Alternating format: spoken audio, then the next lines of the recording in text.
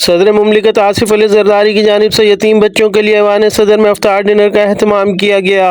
गुज़िश्ता रोज़ मुनक़िद किए गए इफ्तार डिनर में मुल्क के मुख्तलिफ शहरों से आए हुए यतीम बच्चों ने शिरकत की। सदर मुमलिकत ने सूबाई हुकूमत पर जोर दिया कि यतीम बच्चों की प्राइमरी और सेकेंडरी तालीम पर खुसूसी तवज्जो दी जाए और कहा कि यतीम बच्ची की तालीम व तरबियत और निगहदाश्त के कार खैर में बढ़ चढ़ कर हिस्सा लें। सदर मुमलिकत का मजीद कहना था कि फूल जैसे बच्चों से मिलकर बहुत खुशी हुई।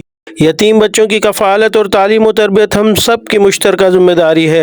तकरीब में सदर मुमलिकत की साहबजादी और खातून वल आसफ़ा भुट्टो जरदारी भी मौजूद थीं। आसफ़ा भुट्टो जरदारी पाकिस्तान के मुख्तलिफ शहरों से आए हुए यतीम बच्चों में घुल मिल गईं और उनसे खैरियत दरियाफ्त की। आसफ़ा भुट्टो ने यतीम बच्चों में तोहफ़े भी पेश किए।